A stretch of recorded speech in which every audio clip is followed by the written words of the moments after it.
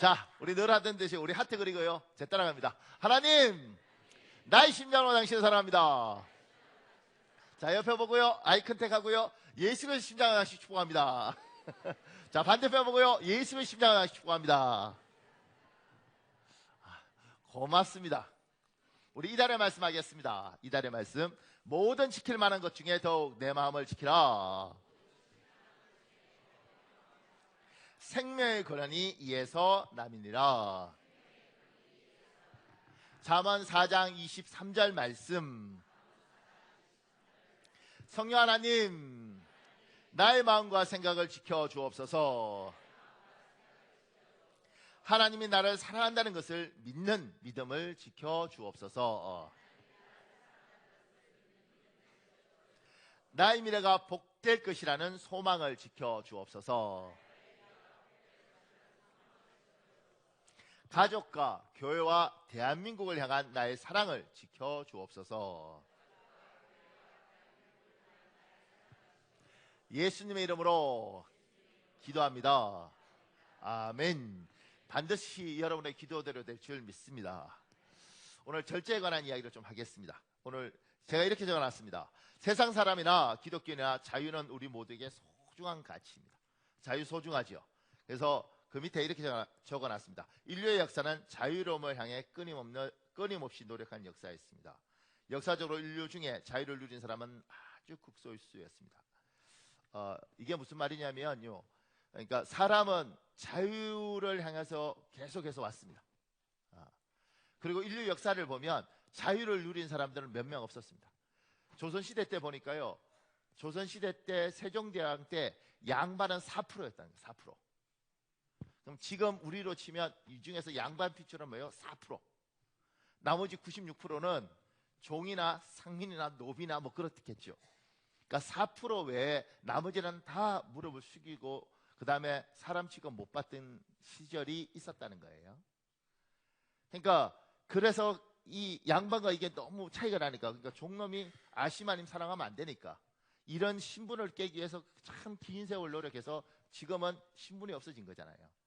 근데 놀랍는 것은 뭐냐면 6.25 전쟁 때 그렇게 많은 미군들이 우리한테 와서 죽었잖아요. 전쟁하면서 우리를 지켜주기 위해서. 그런데 그 미국도 1955년에 이렇게 역사를 보면 버스를 타면 앞칸으로만 버스를 탈 때 앞으로 이렇게 사람들이 타면 앞에서 4줄까지는 100인만 앉았다는 거예요. 그 다음부터 5째 줄부터는 유색인종, 흑인, 그 다음에 저희 같이 이렇게 노란 사람들, 이 사람들이 앉는 거고요. 앞에 4줄은 사람이 많이 있어도 벼 있어도 100인 아니면 못 앉는 거예요. 그래서 앉으면 쫓아내고 심지어 잡아간다는 거예요. 그러니까 1955년뿐만 아니라 1960년대에도 미국은 이렇게 된 거예요. 그러니까 우리가 생각할 때는 굉장히 자유로운 나라, 뭐 다른 민족을 위해서 목숨까지 구해주던 그 사람들이 아니 그 나라 안에서는 이렇게 철저히 차별을 하고 있는 거죠. 그걸 없애기 위해서 마틴 루터 킹 뭐 이런 사람들이 막 데모하고 막 난리치고 이러면서 미국이 없어진 거죠. 이렇게. 그러니까 인간들은 이런 자유를 향해서 이게 소중한 가치라고 생각해서 계속해서 왔죠.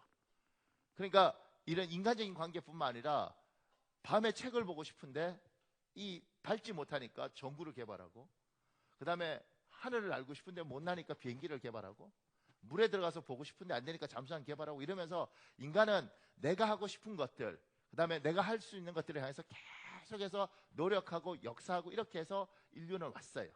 그래서 자유라는 것들은 굉장히 고귀하고 소중한 가치라고 우리가 생각을 합니다. 그런데 특히 우리 민족은 자유가 더 소중하죠. 왜냐하면 일본한테 35년 동안 지배당했어요. 그죠?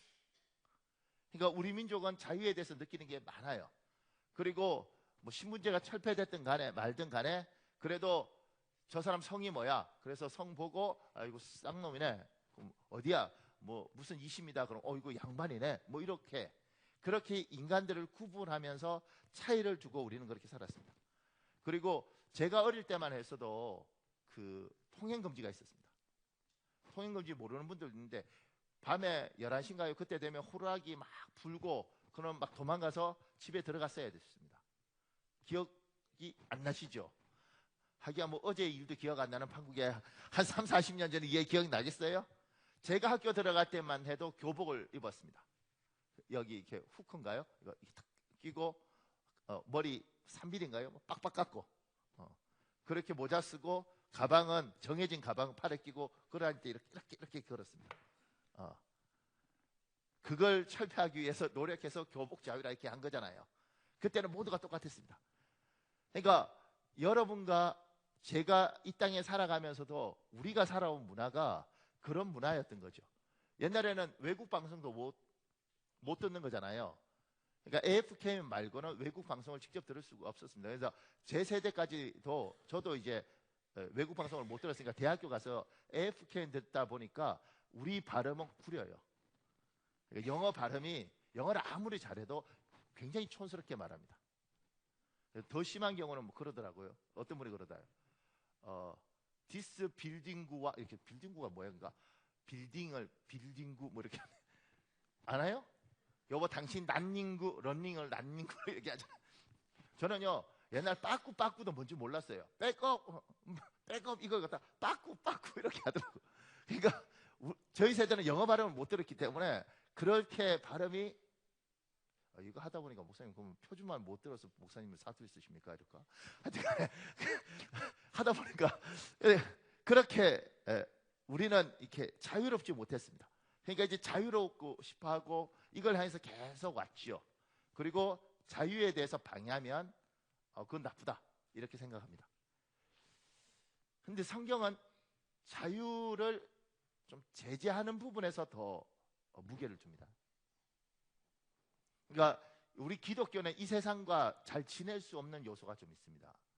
왜냐하면 이 세상이 추구하는 가치하고 같은 걸 추구하는 것 같다가 어떤 선이 되면 기독교는 세상하고 좀 달라요. 왜냐하면 세상은 사람들이 추구하는 것들을 계속 부추기죠. 이렇게. 근데 우리 기독교는 성경은 때로는 어느 선에서 스탑을 요구를 해요. 그러다 보니까 예수 믿는 게 불편할 때가 좀 많죠. 왜냐하면 난 내 하고 싶은 대로 해야 되는데 성경은 잠깐만 그만. 그 중에 하나가 뭐냐면 우리는 자유를 추구하고 인류 전체는 자유를 해서 계속해서 왔는데 우리 기독교는 자유보다는 그 자유를 절제할 걸 요구를 해요. 표정들이 뭔 그런 황당한 소리를 하십니까? 이렇게 제가 이렇게 적어놨습니다. 밑에 두 번째, 성경은 자유보다 절제를 더 소중한 가치로 여깁니다.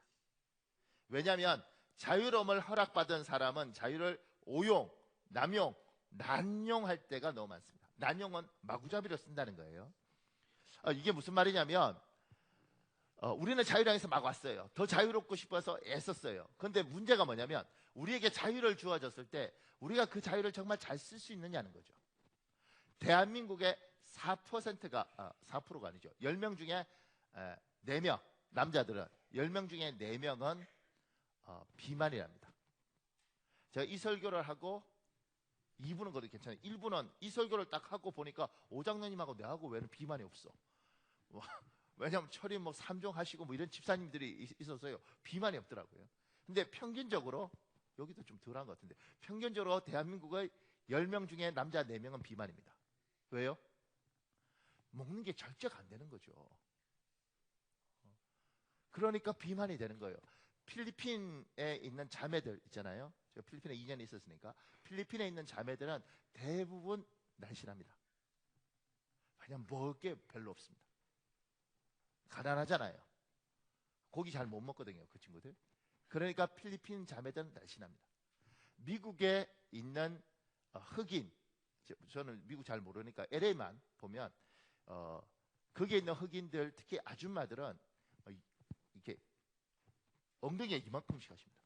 진짜예요.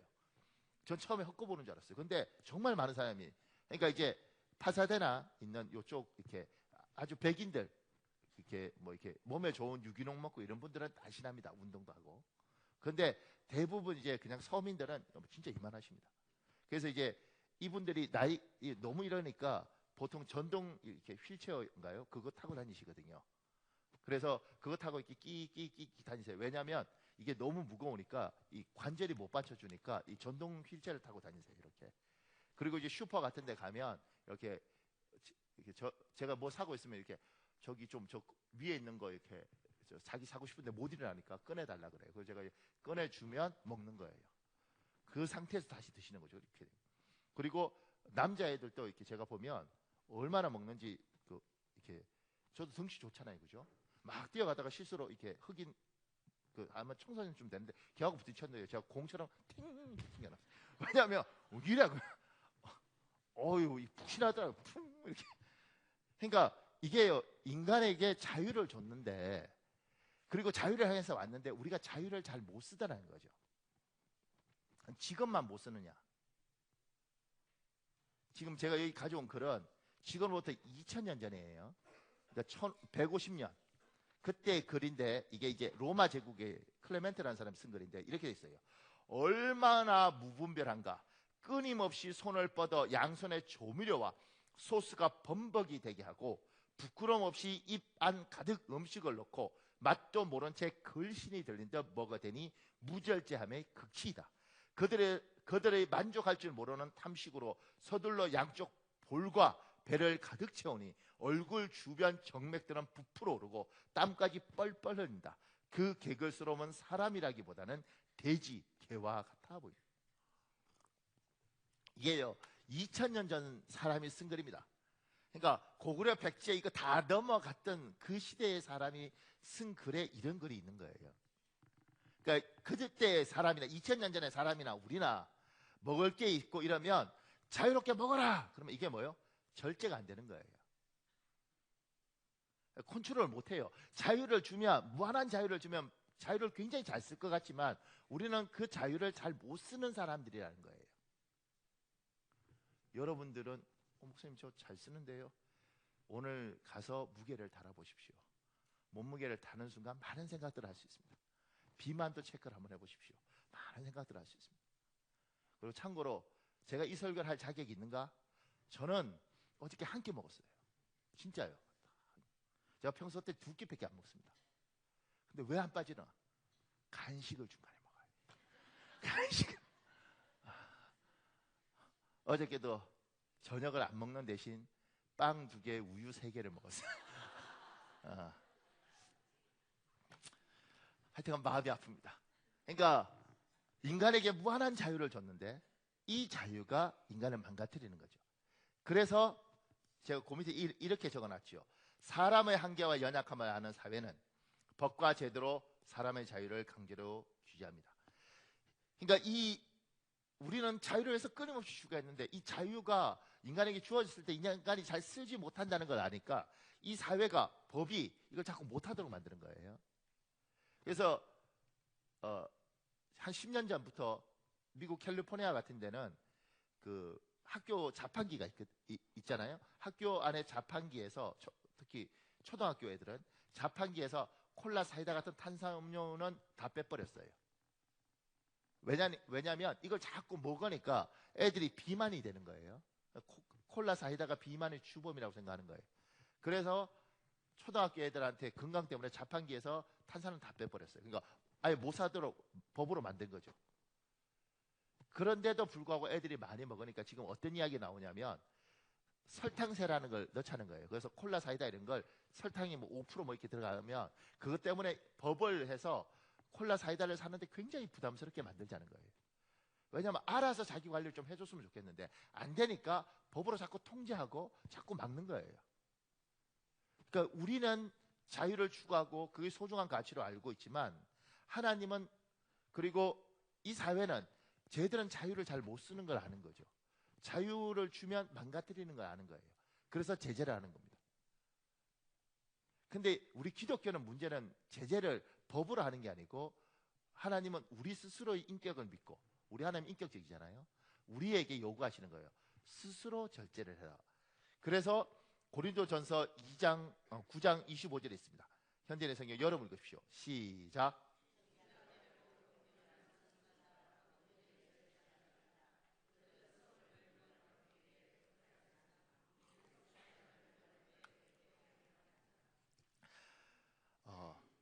하나님은 우리에게 뭘 요구하시냐면 법으로 규제하는 게 아니라 우리를 믿고 우리의 인격을 존중하는 하나님께서 얘야 너 스스로 조절해라. 그래서 밑에 영어가 셀프 컨트롤입니다. 스스로 잘 통제를 해라.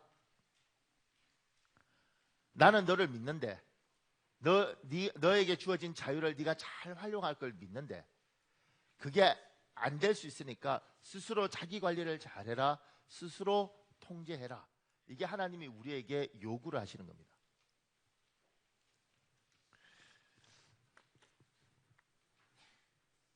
어떤 목사님은 그 이야기를 해요.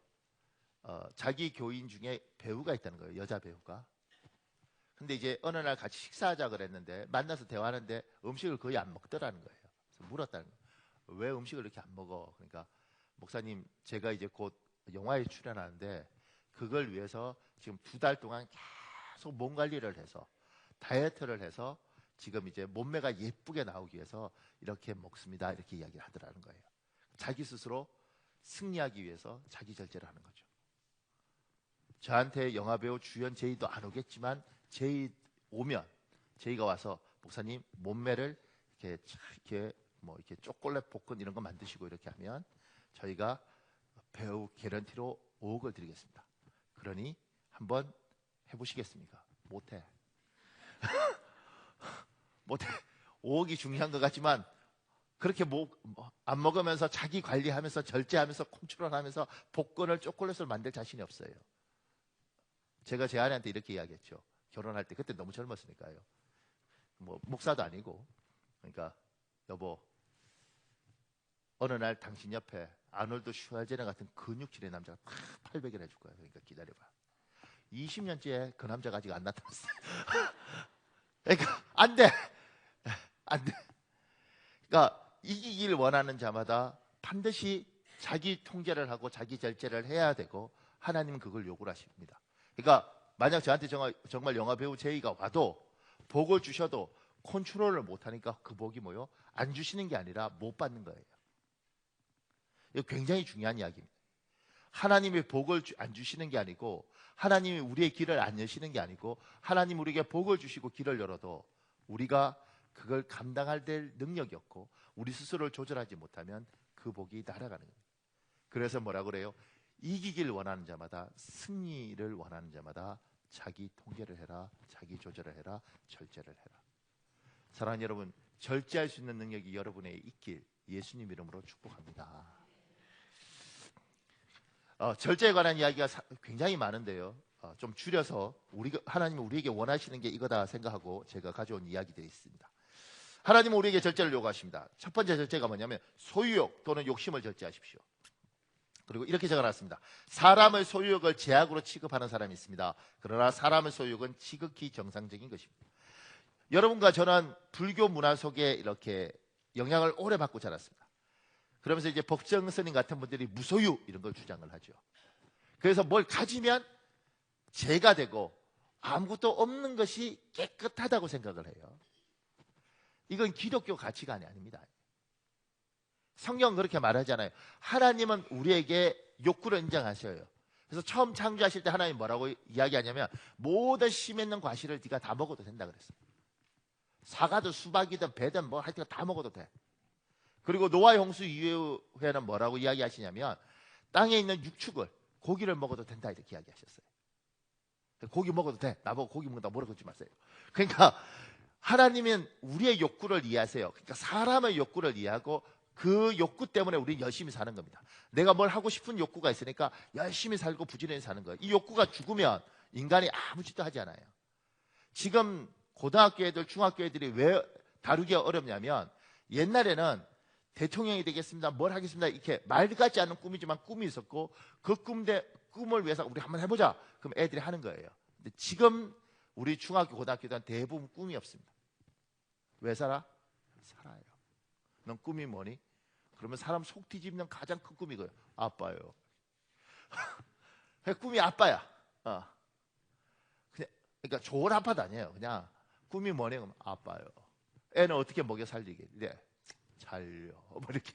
그러니까 이런 아이들이니까 뭐가 되냐면 대화가 안 되는 거예요. 사람이라는 건 욕심이 있고 뭘 향해서 갖고 싶은 게 있고 그 갖고 싶은 걸 향해서 나아가기 때문에 그걸 가지고 하나님은 잘 사용해서 사람을 사람 만들거든요.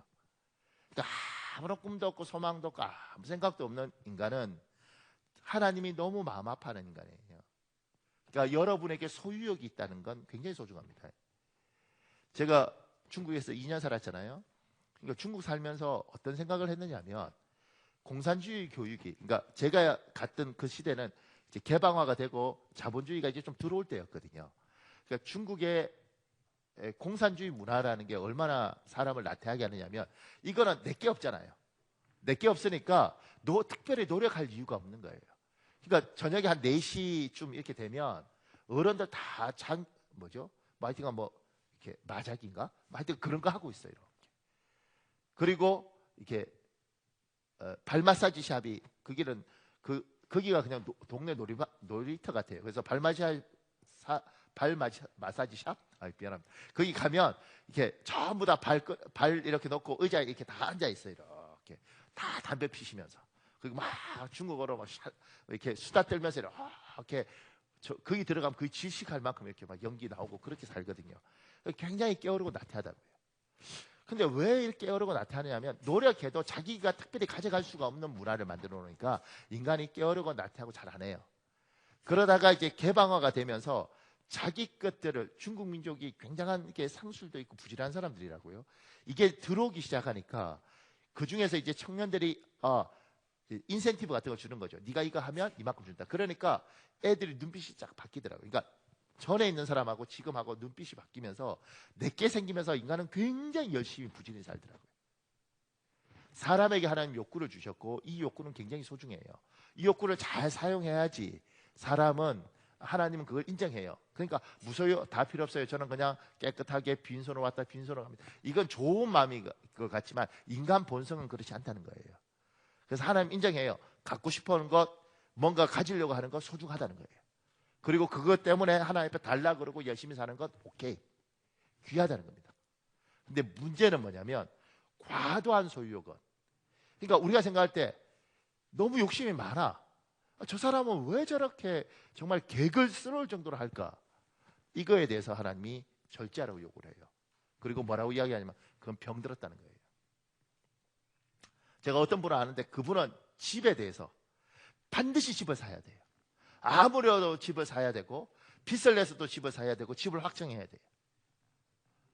아니 그냥 가족이서 이렇게 20몇 평이든 30몇 평이든 그걸 살 수 있잖아요. 근데 집에 대한 집착이 너무 심해요. 집을 가지려는 건 오케이. 하나님이 우리에게 좋은 집을 주시기는 것들을 위해서 기도하는 것 감사. 근데 왜 저렇게 집에 집착하지? 누구는요 높은 지위에 올라가고 싶어서 정말 악을 씁니다. 저 정도면 좋은 사회적 지위가 괜찮은데도 악을 쓰고 올라가요. 그거 왜 그럴까요? 병들었다는 거예요, 마음에. 하나님 그 부분에서 이야기해요. 절제해야 된다, 너. 셀프 컨트롤 해야 된다. 이렇게 이야기를 하는 겁니다. 보세요. 이 밑에 이런 거를 제가 붙여놨습니다.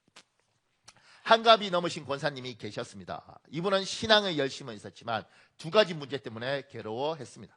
첫째, 현재 80이 넘으신 어머니와의 관계가 평생 좋지 않다는 점. 둘째, 옷의 사치가 심각하다는 것이었습니다. 하나님께서 재정적으로 축복해 주셨기 때문에 물질로서 주님을 섬기고 싶은데도 예쁜 옷을 보면 사지 않고는 못 베기기 때문에 옷을 구입하는 데 드는 돈이 엄청나다는 것이었습니다.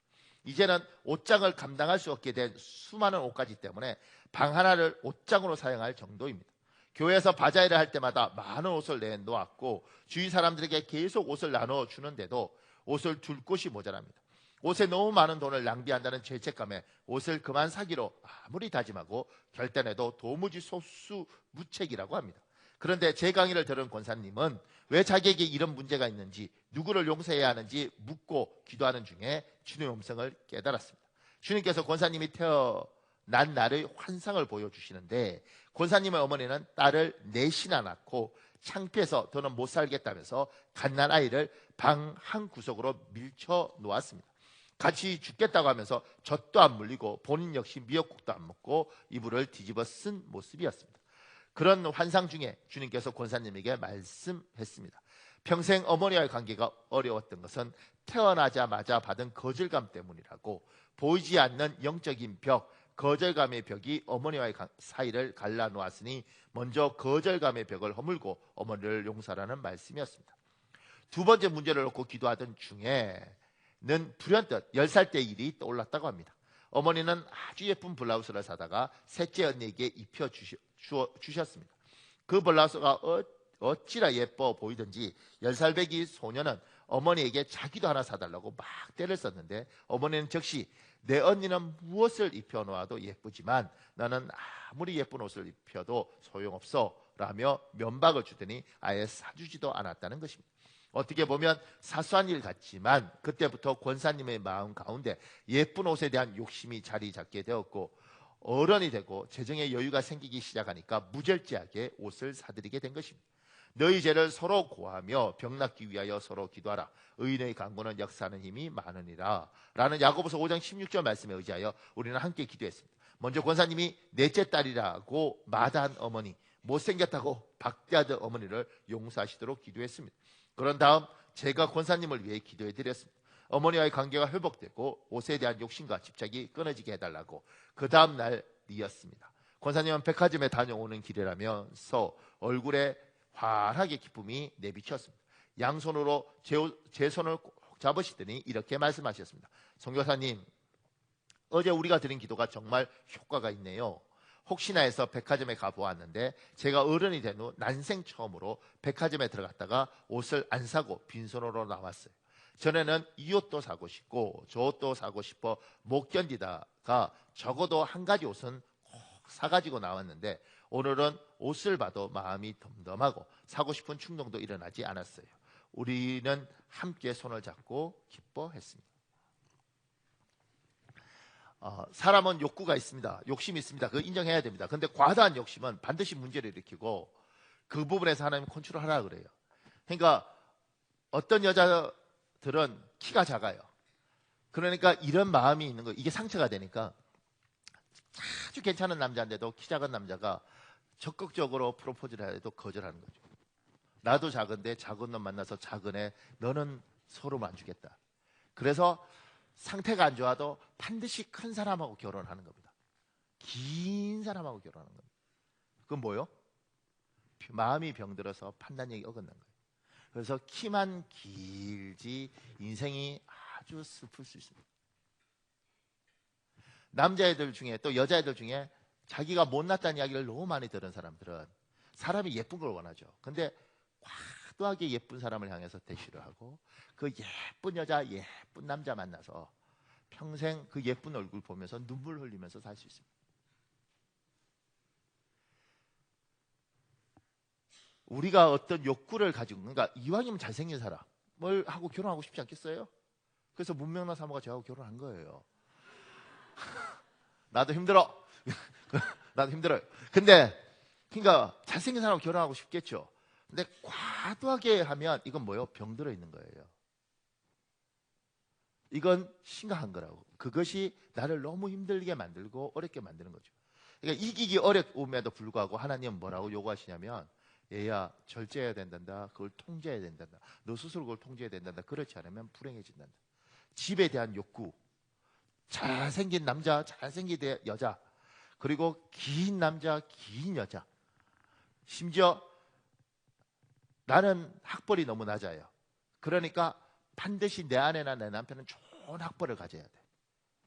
그게 안 되면 내 아이라도 좋은 학벌을 가져야 돼. 이놈을 죽여서라도 내가 맺힌 한을 풀어야 돼. 이건 뭐예요? 병든 거라니까. 좋은 학교 가면 좋죠. 나쁜 학교 가면 가슴 아프고. 그런데 좋은 학교에 대한 과다한 집착을 보이면 생각을 해봐야 되는 거죠. 이건 뭔가? 그건 여러분이 예수를 믿고 기도를 하고 하나님을 믿고 기도를 해도 여러분 인생이 슬플 수 있습니다. 왜냐하면 하나님은 살아계신데 그 하나님이 우리에게 요구하는 거죠. 얘야, 내가 널 축복할 텐데 너 스스로 그걸 통제하고 조절하지 못하면, 절제하지 못하면 인생이 슬프단다 얘야.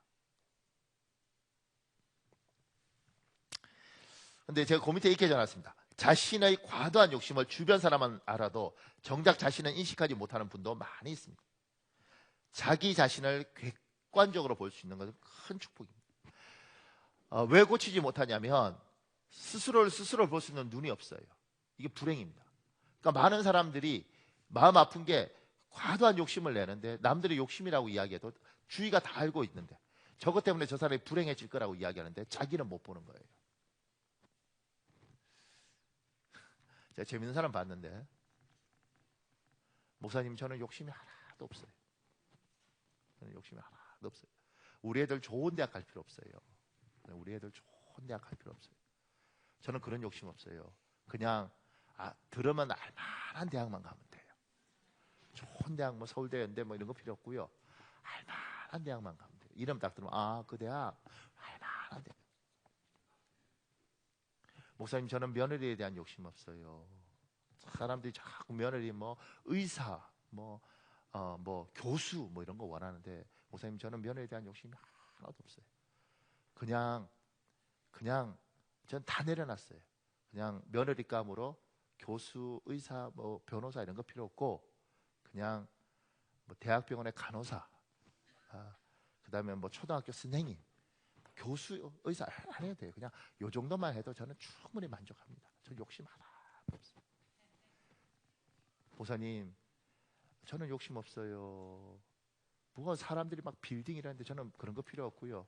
그냥 목 이렇게 좋은데 조그맣게 그냥 한 4층이나 이런 건물을 이렇게 해서 위층에 우리 살고 3개 이렇게 빌려서 세도 많이도 안 받아요. 그냥 한 500 정도만 받으면 이게 욕심이에요. 저는 이렇게 소박하는데 사람들이 저보고 욕심이 많대요. 너무 억울하고 상처를 많이 받아요. 사람이요, 자기 자신을 볼 줄 모르는 사람이 정말 많습니다. 그러니까 하나님이, 여러분 우리 예수님 있잖아요. 정말 복이라는 게, 목사님 집 샀는데요, 집이요 2배 올랐어요. 이게 복일 수 있죠. 근데 그런 복은 세상 사람도 많이 받더라고요. 근데 하나님이 정말 여러분의 눈을 열어주셔서 여러분이 누구인지, 내가 어떤 사람인지, 내가 어떤 종류의 유전자와 성품을 갖고 있는지 객관적으로 볼 수 있는 축복을 하나님이 주시길 예수님 이름으로 축복합니다. 이게 보여야 됩니다. 그래야 컨트롤할 수 있어요. 그래야 조율할 수 있어요. 이게 안 되면 하나님 믿고 너무 힘든 사람들 많습니다. 그래서 밑에 이렇게 적어놨습니다. 사람의 욕심은 끝이 없습니다. 그래서 적정선에서 멈춰야 됩니다. 우리 잠언 30장 9절에 있습니다. 여러분 읽으십시오. 시작.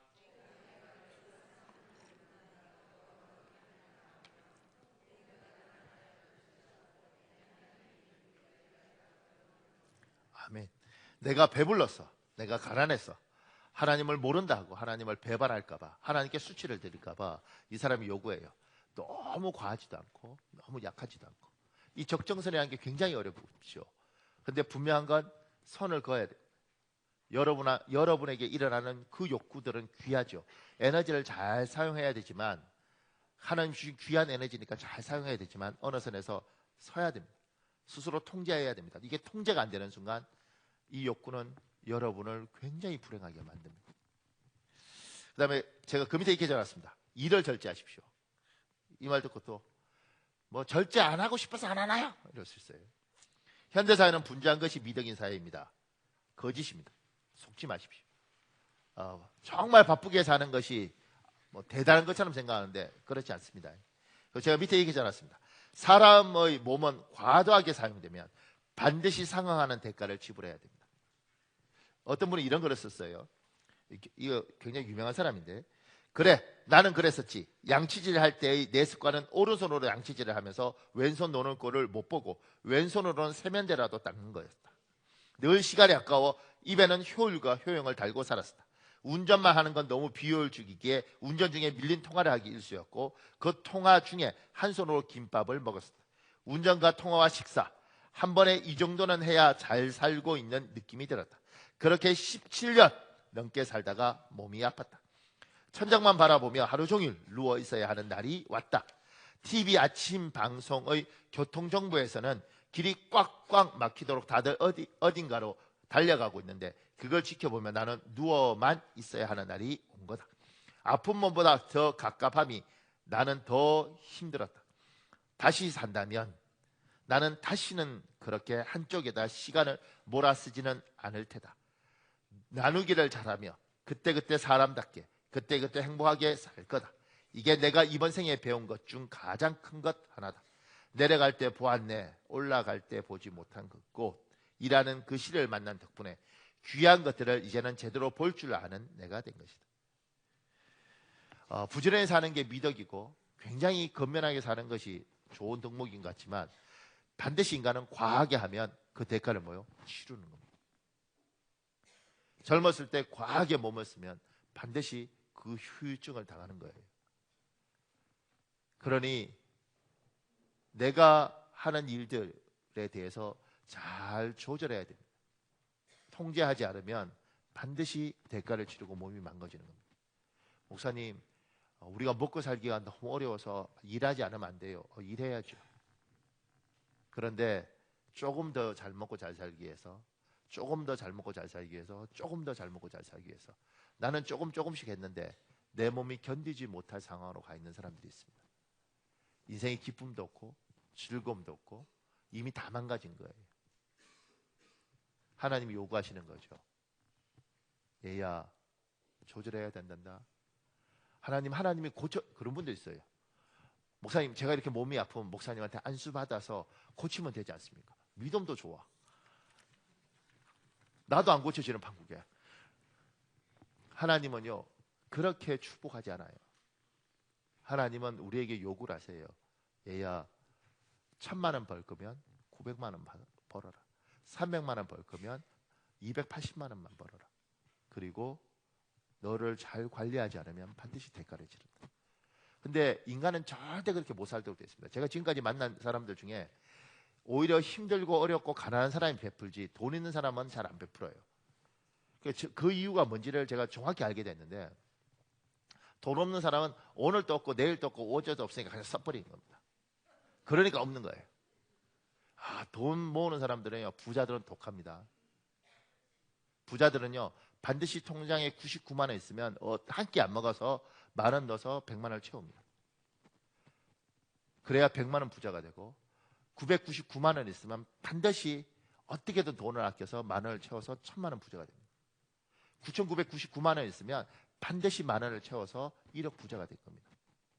여러분과 내가 부자가 되지 않은 일은 뭐 30만 원이나 20만 원이나 밥 먹자 이렇게 먹어요. 그래서 우리가 부자가 못 되죠. 근데 부자들은 제가 보니까 뭐 멋있게 쓸 때 쓰겠지만 돈에 대한 개념이 좀 달라요. 그리고 잘 쓰면 좋을 텐데 일단 악착같이 모으는 게 있어서 정말 우리가 생각할 때 99억 9,999만 원 있으면 이 사람이 엄청난 거잖아요. 그죠? 근데 그 사람이 밥 살 것 같아요? 절대 안 삽니다. 왜냐하면 10,000원만 더 모으면 100억 부자 되는 거예요. 99억 부자하고 100억 부자가 하늘과 땅 차이예요. 그래서 하는 거죠. 그러다가 지금 이 사람처럼 뭐죠? 어느 날 누워 있어야 되는 겁니다. 아무 일도 못하고 숨만 쉬고 있는 거죠.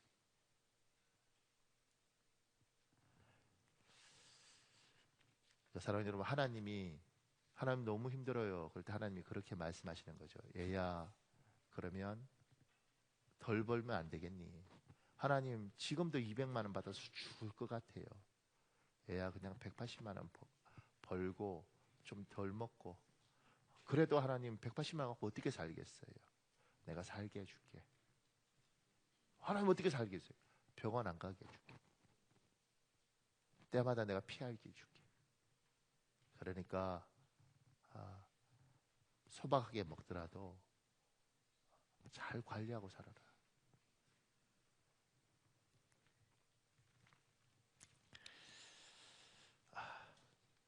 제가 그 밑에 이렇게 적었습니다. 사람에 대한 사랑도 절제해야 된다. 이 부분에서 오해할 수 있죠. 목사님, 사람을 사랑하는 거 굉장히 좋지 않습니까?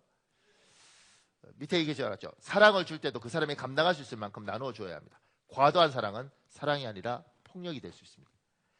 그 일본 사람이 쓴 글 중에 이런 글이 있습니다. 대기업 임원을 하고 퇴직한 선배 이야기다. 몇 년 전 선배는 아주 심각한 얼굴로 도대체 어떻게 해야 할지 가슴이 답답하다며 이야기를 꺼냈다.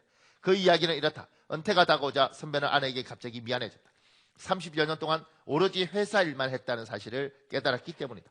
아이들이 어떻게 컸는지 기억조차 없다. 그 아이들이 이제는 대학도 졸업하고 번듯한 직장을 다니며 제 몫을 느끼니 하고 살고 있는 것은 전적으로 아내의 덕분이다. 선배는 은퇴하면 아내에 대한 고마움을 어떻게든 갚으려야 생각했다. 드디어 은퇴했다. 많이 서운했겠지만 직장인으로서는 매우 모범적인 삶이었다고 자부심이 있었다. 후배들도 그를 존경했다. 이제 아내에게만 잘하면 된다. 은퇴하자마자 선배는 아내와 크루즈 여행을 떠났다. 유럽에서 출발하는 크루즈를 타야 폼난다는 친구들의 경험담을 듣고 덴마크의 어느 항구로 날아가 배를 탔다. 신혼여행 이후로 처음인 아내와의 여행은 너무나 즐거웠다. 아내와의 골프도 즐겼다. 아무리 쳐도 늘지 않는 아내의 골프 실력이지만 뒤에서 죽으라 나이스샷을 외쳤다. 일요일만 아내와 팔짱 끼고 교회도 갔다. 내내 꼬박꼬박 졸기는 했지만 옆에 남편을 사방에 자랑하는 아내의 표정을 보며 꾹 참고 견뎠다. 백화점에서는 화장실 간 아내의 가방을 들고 기다리기도 했다. 비슷한 자세로 기다리는 남자들과 웃으며 눈인사를 나누기도 했다. 이런 쪽팔림이야말로 진짜 행복이 아니겠어? 라는 이신전심이었다. 근데 몇 달이 지난 어느 날 아침이었다. 아침 식사를 마치고 아내가 쭈뼛거리며 어렵게 이야기를 꺼냈다. 이제 좀 나가 놀 수 없어? 이렇게.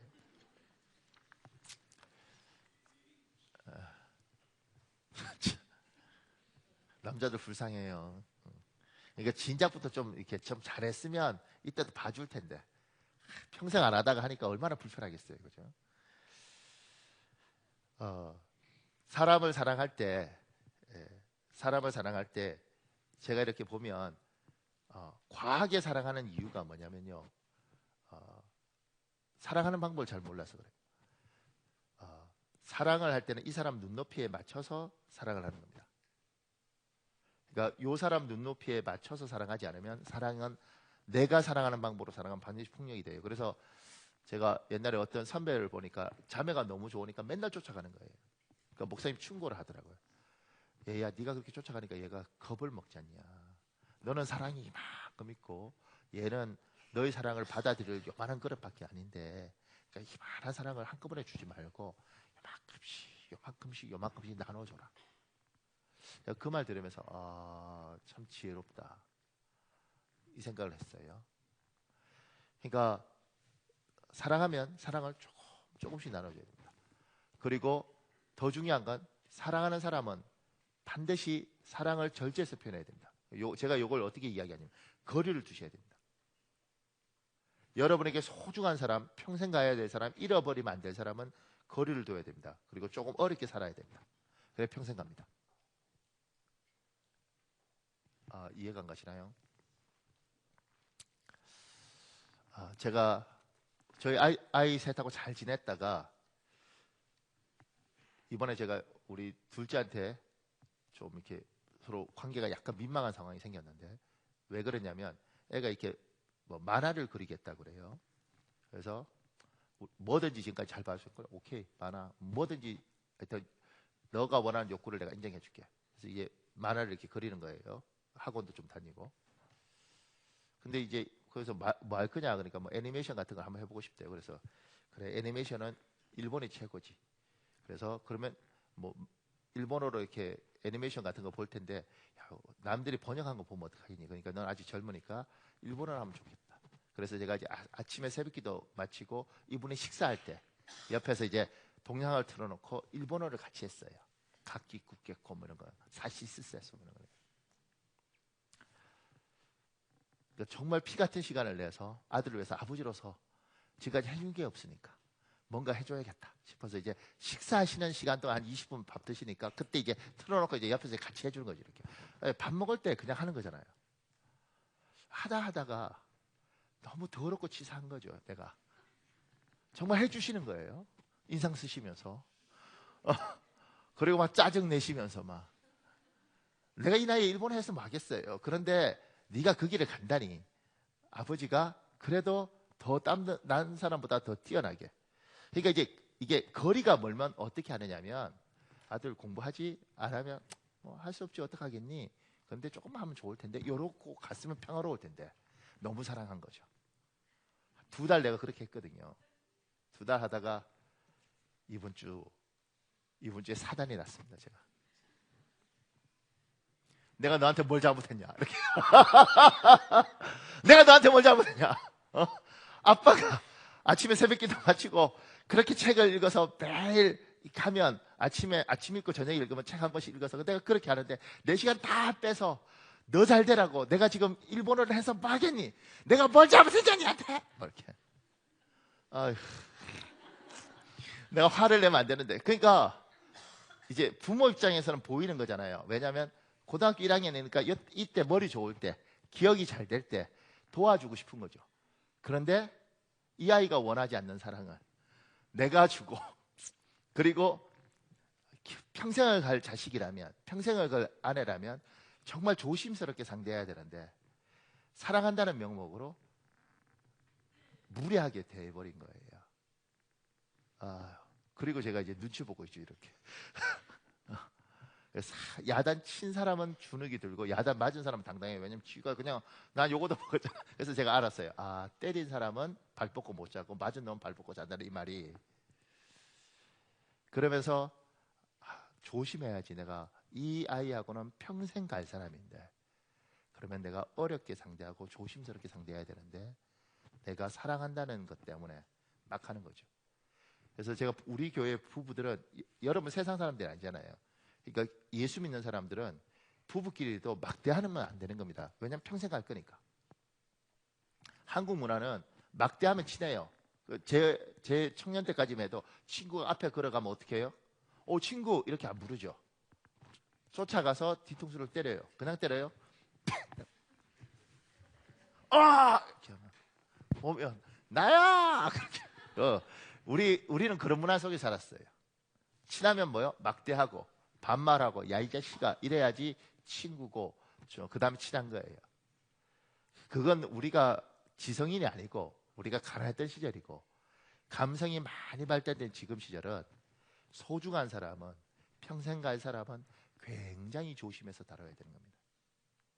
그래서 부부끼리도 야 왜 먹어 니 같으면 처먹겠니? 뭐 이렇게 하면서 막 웃고 이러잖아요. 시간 가고 늙으면 이게 다 쌓입니다. 그래서 평생 갈 사람이라면 같은 말도 단어 잘 골라서 거리감을 두고 조심해서 내 할 말 다 하면 안 되고 절제하고 내 하고 싶은 행동 다 하면 안 되고 절제하고 그래야지 평생을 가는 겁니다. 안 해보셨습니까? 제가 제 아내한테 좀 가르친 적이 있었거든요. 여보 이건 이렇게 하고 저건 저렇게 하고. 특히 운전할 때 이렇게 했는데 우리 갈랐을 수 있었어요. 당신이 이렇게 운전하면 여보 옆에 앉은 사람이 불안하잖아. 당신의 운전이 거칠어. 부드럽게 잘했잖아요, 그죠? 운전을 왜 이렇게 하지 않고 당신이 그렇게 하니까 운전이 거칠어. 거친 운전 보여줄까? 뭐 평생 갈 사람은 이 사람하고 평생 가야겠다 싶으면요 조심하게 내 할 말 다 하면 안 되고 절제하고 내 할 행동 다 하면 안 되고 절제하고 그래야 평생 갑니다. 그게 가족이면 가족은 정말 소중한 거잖아요. 그러니까 진짜 조심해야 돼요. 근데 사랑하니까 막 해버리죠. 내가 너 낳고 미역국 먹었다? 내가 미쳤지. 지금이라도 또 토해내고 싶어. 이런 말 하는 사람 있어요. 있다니까요. 야 우리 집에 네 같은 게 며느리로 들어왔어. 내가 평생의 실수야. 다시 돌리고 싶어. 이렇게 말하는 시어머니도 있어요. 나 다 봤어요. 며느리가 어머니한테 무릎 꿇고 어머니 용서해 주세요. 내가 그 생각했어요. 네가 뭐 잘못했다고. 근데 평생 갈 사람이면 잘 가야지. 할 말 다 하면 안 되지. 할 행동 다 하면 안 되지. 사람이 말하는 거예요. 사랑하면 절제해라. 사랑도 절제하고 주는 것도 절제하고 말도 절제하고 그래야 평생 간다. 제가 밑에 이렇게도 적어놨죠. 부모가 자식을 사랑하는 것은 당연한 감정입니다. 그러나 자녀는 내 소유물이 아닙니다. 자식은 하나님이 주신 선물입니다. 하나님의 것입니다. 그러니까 사랑도 절제하셔야 됩니다. 내 아들 너무 사랑하지 마시고 내 딸 너무 사랑하지 마십시오. 그러니까 악착같이 재산 넘겨줄 생각하지 마시고 여러분 다 쓰고 가세요. 남으면 내가도 주고 밥도 사주고. 그러니까 왜냐하면 너무 사랑하고 그래서 이 아이한테 하나님이 그러지 마라 그래요. 그러지 마라. 애들이 얼마나 웃기냐면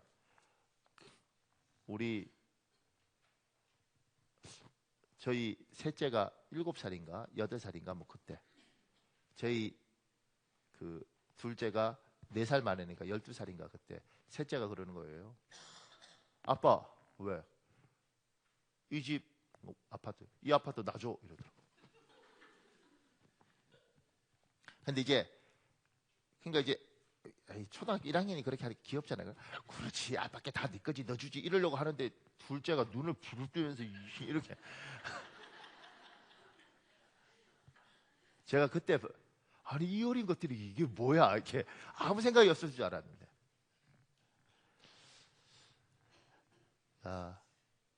사랑하면 잘 조절해서 살아야 되고요. 그리고 너무 많은 걸 주려고 노력하지 말고 잘 나눠서 줘야 되고 줄 수 있는 것만 주셔야 됩니다. 그래야 같이 살아요. 일단 그 밑에 이렇게 적었습니다. 하나님에 대한 사랑도 절제해야 됩니다. 제가 이렇게 적어놨습니다. 하나님을 너무 사랑하면 하나님보다 앞서가는 경우가 종종 있습니다. 하나님이 원하지 않음에도 불구하고 가족을 버리면서까지 하나님을 사랑하는 경우가 많습니다. 이거 김병환이라는 사람이 쓴 글에 이런 내용이 있습니다. 빨리 가려면 혼자 가고 멀리 가려면 함께 가라 라는 아프리카 속담이 있다. 멀리 가려면 사막을 지나고 짐승을 피해야 하는데 길동무 없이는 불가능하다는 말이다. 생각건데 지금 우리에게 이보다 더 필요한 말은 없을 것이다. 혼자서는 결코 멀리 갈 수 없다. 언젠가는 혼자서는 해결할 수 없는 위기에 처하게 된다. 함께 가야 한다. 함께 가는 것이 정답인 것이다. 그래야만 더 많은 사람이 행복하고 더 멀리 갈 수 있기 때문이다. 여러분과 나는 그 나라와 그 일을 구하라. 그 모든 것을 대해주신다. 하나님이 최고다. 그래서 하나님을 사랑해요. 근데 하나님이 우리에게 요구하는 건 뭐냐면 하나님이 원하는 것보다 더 하나님을 사랑하면 안 됩니다. 하나님이 내 그릇만큼 요구하는 게 있습니다. 이 그릇보다 넘치게 사랑하는 경우가 있습니다. 보세요. 어떤 분이 하나님을 너무너무 사랑했습니다. 그래서 목사가 되겠다고 그랬어요. 근데 주위에서는 목사가 안 되면 좋겠다고 생각했는데 왜냐면 이분이 유명한 폭력배라서 목사가 안 됐으면 좋겠다고 생각하고 저는 아마 하나님도 너의 마음은 받지만 나는 네가 목사가 안 됐으면 좋겠다 이랬을 것 같아요. 근데 하나님을 너무너무 사랑하니까 하나님이 요구하는 것보다 더 많이 해버린 거죠. 그래서 이분이 목사가 되셨어요. 그리고 교회에 문제가 생겼습니다.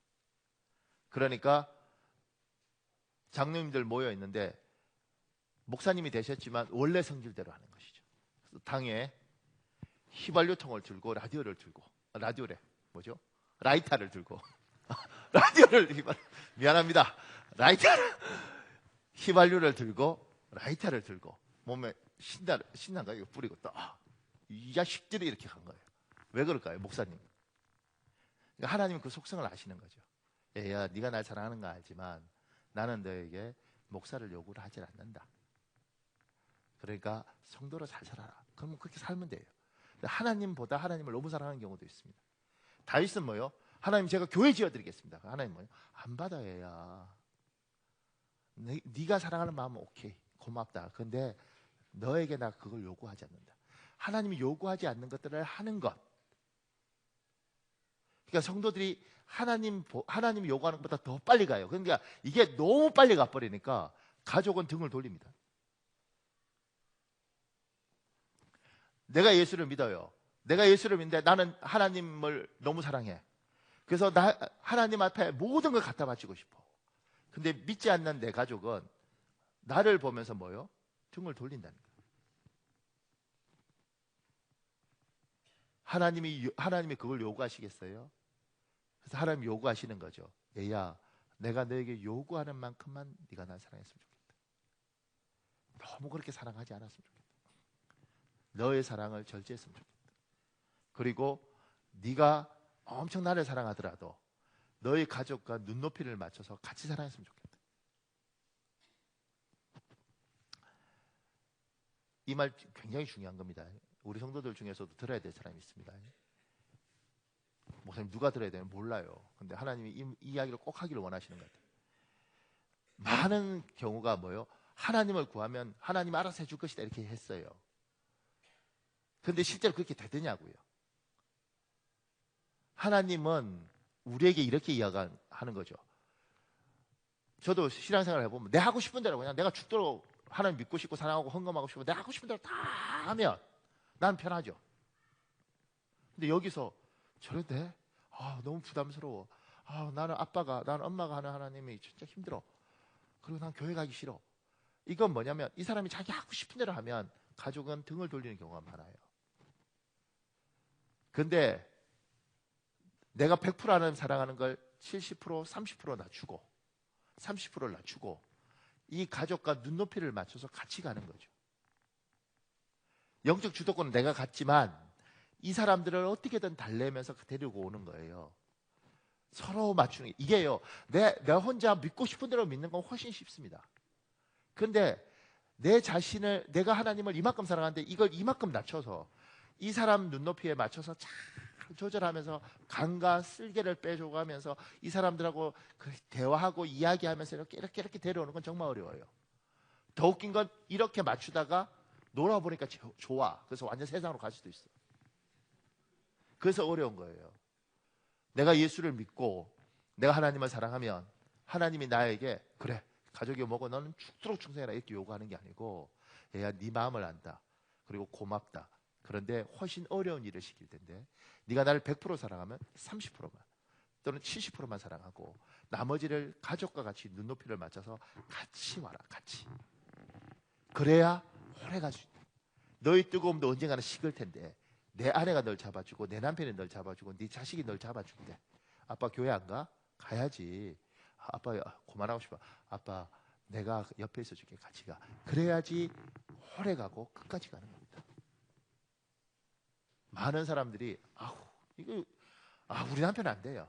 우리 애는 안 돼요. 우리 마누라 안 돼요. 그리고 나 가. 이렇게 할 때 하나님께서 고맙다. 그런데 얘야 나를 사랑하는 것도 절제해라. 나에 대한 헌신도 절제해라. 그래야 다 같이 갈 수 있다. 하나님 그 이야기를 하시는 겁니다. 사랑하는 여러분, 가족과 함께 가는 신앙생활을 하시길 예수님 이름으로 축복합니다. 이게 혼자 하는 것보다 훨씬 어렵고 이러면서 눈높이를 맞춰가면서 믿음 요만한 씨앗 있는 이 가족을 끌고 오면서 맞춰가면서 내 믿음 지키는 건 정말 어렵습니다. 가족 버리고 내 혼자 믿고 싶은 대로 믿으면 훨씬 쉬워요.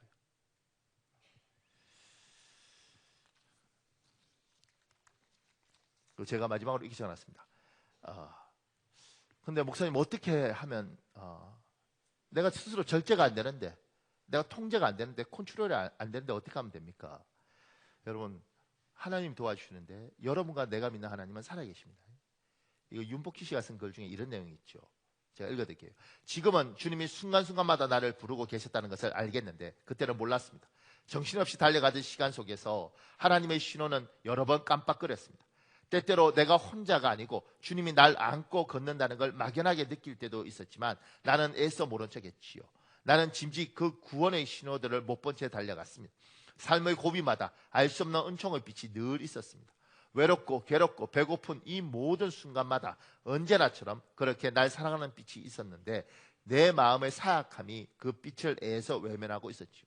전주에 공연차 갔을 때 큰오빠가 오셨습니다. 큰오빠 윤영기 목사님은 이미 밝혔듯이 배다른 오빠입니다. 우리는 전주 비빔밥집에서 식사하기 위해 모였습니다. 숟가락을 막 들려는데 큰오빠 윤영기 목사님이 말했습니다. 기도하자. 큰오빠의 말에 윤환기 오빠가 당황했습니다. 그러나 나는 그 기도가 하고 싶었습니다. 왠지 내 마음이 갈급했습니다. 그래요 오빠 하고 손을 모으는데 향기 오빠의 자세가 비스듬했습니다. 오빠 바르게 앉아. 나는 향기 오빠의 자세를 고쳐 잡았습니다.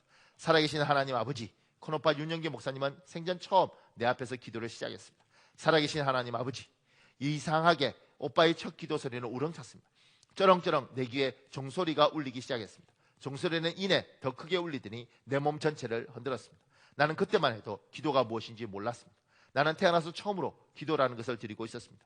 기도 중에 복희와 한기 이름이 나올 때면 이분이 우리 남매를 위해 기도하고 계셨구나 생각했습니다. 전주에서 저녁 공연을 하기 위해 무대에 섰는데 그때까지도 내 귀에는 윤영기 목사님의 종소리가 계속 들렸습니다. 살아계신 아버지 하나님. 그 소리는 시시각각 내 몸을 때리고 내 혼을 깨웠습니다. 우리 복희와 한기가 주님의 품 안으로 돌아오게 하시고 주여 이 기도를 들어주시옵소서. 마지막 날은 마지막 공연인 대구 공연이었습니다. 새벽에 호텔에 나서는데 비가 추적추적 내렸습니다. 2월이었습니다. 살아계신 아버지 하나님, 또다시 오빠의 기도 소리가 메아리 쳤습니다. 전주에서 대구로 가는 고속도로를 시속 120km로 달렸습니다. 얼굴만 잠깐 비춰도 돈이 되던 시절이었지만 내 마음은 어둡고 심란했습니다. 걷잡을 수 없는 속도에 밀려 내 인생을 버려두던 시절이었습니다. 순간 내 귀에 어제 윤영기 오빠의 종소리가 다시 들렸습니다. 그리고 자동차가 뒤집혔습니다.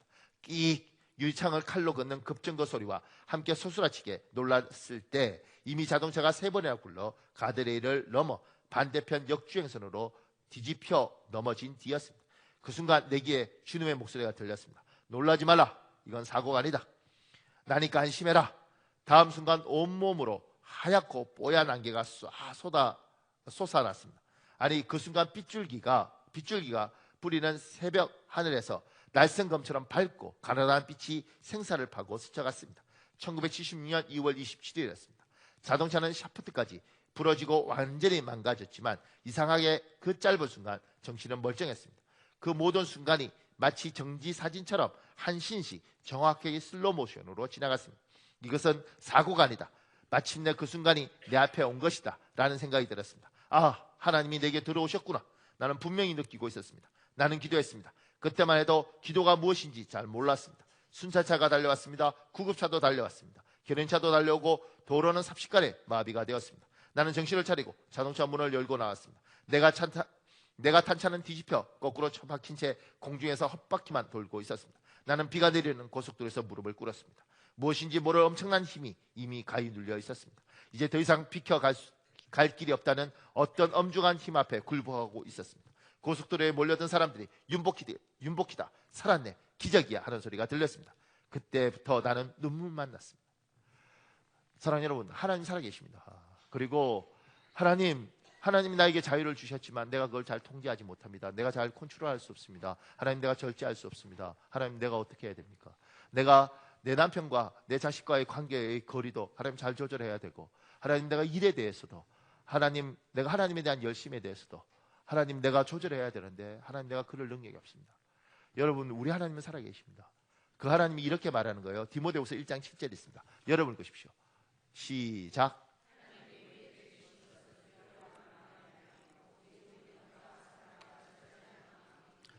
하나님이 우리에게 절제하는 마음을 주신다는 거예요. 그러니까 하나님 앞에 요구하셔야 되는 거죠. 하나님, 나에게 절제하는 마음을 주십시오. 하나님, 내가 이 자유를 잘 사용할 수 있도록 성령님 나를 도와주십시오.